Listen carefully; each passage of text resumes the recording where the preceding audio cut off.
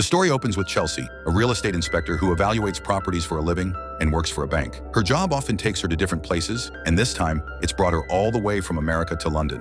When she arrives, she's picked up by a bank employee. Together, they're heading out to inspect an old castle that the bank is hoping to sell. During the drive, Chelsea seems visibly sad and withdrawn. The woman driving her notices this and gently asks what's wrong. Chelsea has just gone through a breakup with her partner, Nick. Originally, Nick was supposed to join her on this work trip, but at the last moment, he backed out, something that's happened more than once before. Tired of being let down, Chelsea ended the relationship. But now, even as she's trying to move forward, Nick keeps calling her to apologize, making it even harder for her to process her feelings. Soon they arrive at the castle. It's a breathtakingly beautiful and massive old estate, shrouded in history and mystery. After some initial paperwork and formalities, Chelsea prepares to stay at the castle for her inspection. The bank employee introduces her to Quinn, the caretaker who lives nearby and is responsible for the property's upkeep. Once settled in, Chelsea starts exploring the house and unpacking her belongings. Despite trying to focus on her work, her phone keeps lighting up with calls from Nick, which she pointedly ignores. As she looks around, she begins to realize why the castle hasn't sold in so many years. There are rumors swirling that the place is haunted, which have scared off every potential buyer so far. Now curious about her surroundings, Chelsea decides to explore the castle further. She eventually makes her way down to the basement, a dimly lit and slightly eerie space. The moment she steps inside, something strange happens. Her phone's flashlight flickers and dies, and then the phone itself suddenly shuts off for no apparent reason.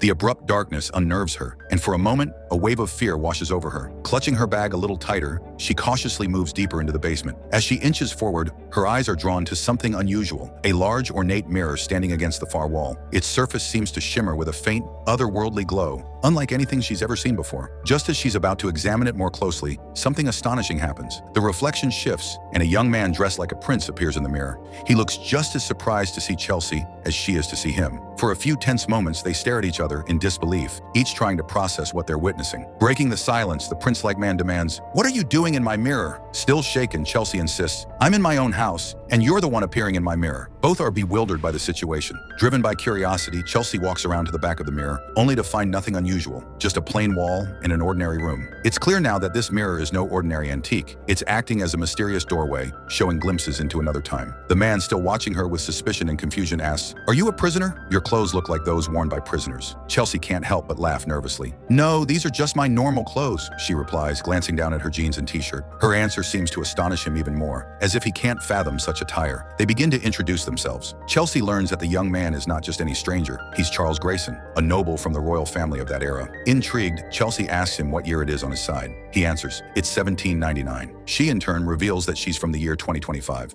Both are awestruck by the mysterious connection that's allowed them to speak through the mirror across centuries. As they tentatively approach the mirror, both reach out and, for a moment, their hands nearly touch. The instant their fingers meet the glass, a strange energy pulses through them, making them both feel something indescribable. An unspoken connection neither can explain. Before they can make sense of it, Charles hears his mother calling for him from somewhere in his world. He apologizes, clearly torn, and quickly disappears from the mirror's surface. Left alone in the basement, Chelsea stands in stunned silence, her mind racing. She finally turns away from the mirror and makes her way back upstairs, forever changed by what she's just experienced. The next morning, Chelsea goes back to the basement, but now the mirror just looks normal. Wanting to understand what's really happening in that room, she visits Quinn, the caretaker. Quinn explains that no gadgets work in that basement. Phones and lights always stop working there. Strange noises are sometimes heard, and electricity simply doesn't function. That's why he avoids going into that room. Back at his place, Chelsea notices a book about time travel on Quinn's shelf and borrows it to read. The book has a lot of information about mysterious doorways like the one she's encountered. Curious, Chelsea calls the author,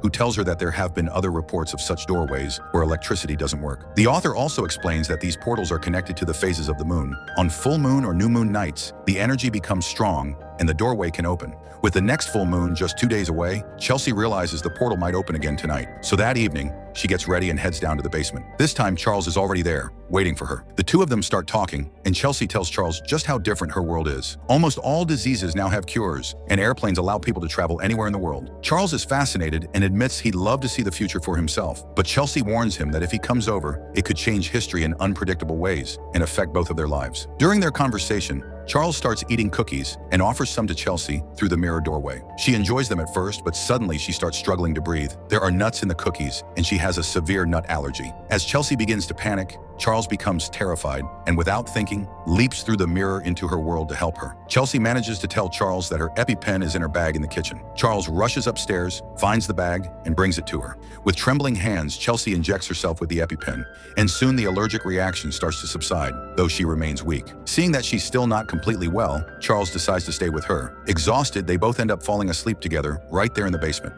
The next day, Chelsea wakes up feeling much better, her strength fully restored. But when she and Charles go to check the basement, they find that the mirror's doorway has closed. The portal between their worlds is now sealed. According to what Chelsea learned from the book, it will only reopen in another 15 days at the next full moon. In the meantime, Charles finds himself both thrilled and overwhelmed by the modern world he's now a part of. Everything around him is astonishing. The sights, the technology, the noise, and the sheer speed of life. With nowhere else to go, Charles begins living in the castle with Chelsea. The two spend their days sharing stories. Charles tells Chelsea about his past, his family, and the life he left behind in the 18th century, while Chelsea introduces him to all the wonders and quirks of 2025. Slowly, a bond grows between them. They start to care for each other, their conversations turning from curiosity to genuine affection. One day, Chelsea decides to look up Charles Grayson on Wikipedia, searching for any mention of him in history. To her shock and heartbreak, she discovers a grim fact. Just weeks after the date Charles left his own time, a great fire broke out in a neighboring state, leading to his untimely death. The revelation devastates her, especially when she finds a memorial stone for Charles in the grounds behind the castle. The reality of his fate weighs heavily on her, but she decides not to tell Charles what she's discovered, not wanting to burden him with knowledge that could haunt him or change his choices. The next day, Chelsea has to go out for work, leaving Charles alone in the castle. That's when the bank employee arrives, bringing a prospective buyer to tour the property. Panicking, Charles hides, but in the confusion, he bumps into Quinn, the caretaker. Quinn quickly puts two and two together, realizing that Chelsea has been hiding her friend in the castle. Instead of causing trouble, Quinn decides to help. He takes Charles back to his own house, away from prying eyes, and the two get to talking. Curious and eager to explore, Quinn eventually takes Charles out into the city for lunch. It's Charles's first time experiencing modern food, burgers, fries, and all the little comforts of 21st century life. The experience delights him. As the day goes on, Charles finds himself slowly falling in love with this strange, fast-paced, and vibrant new world, even as he remains a man out of time, tethered to a fate that neither he nor Chelsea can easily escape. That evening, Chelsea comes home and gets a call from the buyer who wants to purchase the castle. He says he's ready to make the deal and will send the papers for her to sign next week. Hearing this makes Chelsea really upset. She's now in love with Charles, and without the castle and the magic mirror, they'll never be able to see each other again. Charles also overhears part of the conversation and finds out that the buyer actually wants to tear down the castle. He tells Chelsea about it, saying he can't stand the thought of losing his family home and asks her to help save it. The next day, Chelsea and Charles try everything they can. First, they go to a shopping center so Chelsea can get him some modern clothes. Then they visit the city center and talk to the local officials, asking if the castle can be protected as a historic property since it's over 200 years old. But the officials say there are already many older buildings around, so not every old house can be saved. Since the castle belongs to the bank, only the bank can decide what happens to it. Charles feels sad, but there's nothing more they can do. That evening, as they sit and talk, he thanks Chelsea for all her help and tells her about another castle nearby where he was born. He invites her to go there with him, hoping it might make her feel a little better. Chelsea suddenly realizes that this is the same house where, according to history, a fire will break out in 1799, and Charles is supposed to die. Finally, she tells Charles the truth and even shows him the memorial stone with his name on it. Charles is shocked at first, but then he says, "I don't think I'm actually going to die. Look, I'm still alive now. Maybe on that night, I somehow came to the future and started living here, so everyone just assumed I died in the fire." He tries to comfort Chelsea, reassuring her that things might not be as hopeless as they seem. Charles has started to love the modern world and wants to stay here, but Chelsea knows this isn't her real home. Her life is in America, and she only came here to inspect and sell the castle. Plus, if Charles stays in this time forever, what would he do? He would have no home, no money, and no identity in this world. So after a lot of talking, they both decide that it's best for them to return to their own times and lives. Still, Chelsea doesn't want to give up on saving the castle, so she begs her boss not to sell it. Unfortunately, her boss refuses to help. The days pass quickly, and soon the 15 days are almost over, meaning the portal in the mirror will open again, and Charles will have to leave. Knowing their time together is running out, Charles arranges a special date for them. They dance, eat together, and finally confess their love for each other,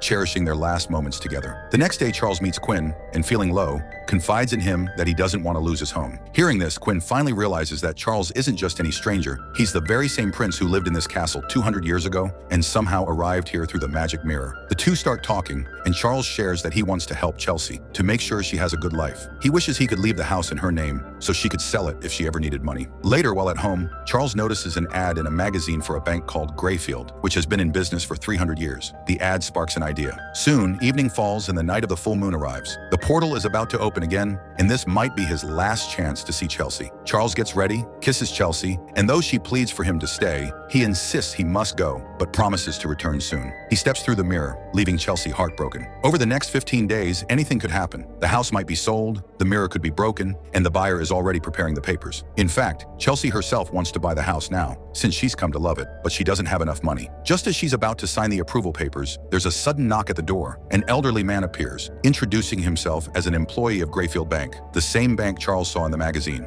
He explains that back in 1999, Charles visited the bank and left a letter for Chelsea. The man gives Chelsea the letter, in which Charles writes that he wants to give her a good life and has left her a small fortune. With this money, she can buy the house or fix it up and sell it. The choice is hers. He also writes, "I hope to return soon." The banker further explains that in 1999, Charles opened an account in Chelsea's name and deposited £1,000. Following his instructions, the bank invested this money over the years, and today the account has grown to a staggering $300 million, all for Chelsea. The banker is amazed and asks how a man from 220 years ago could have known a woman named Chelsea would be here at this exact time. Chelsea, just as baffled, says she doesn't know either. With this unexpected fortune, Chelsea immediately buys the house to preserve it in memory of Charles. 15 days pass, and finally the mirror portal opens once again. But Charles does not return, and Chelsea grows worried. That night, she goes to bed feeling heartbroken. The next morning, suddenly, someone enters the house. At first, Chelsea thinks it's an intruder and goes to confront them. But to her shock and relief, it's Charles. She bursts into tears, telling him she feared he died in the fire. Charles explains that in his time, it takes a week to travel to London, and he had just returned from opening the bank account in her name so she could receive the money. Chelsea happily tells him she received the money and has bought the house. Now, with the house saved and their love stronger than ever, Charles and Chelsea can finally be together. And that's how the movie ends. Friends, I'll see you in the next video. Until then, bye-bye.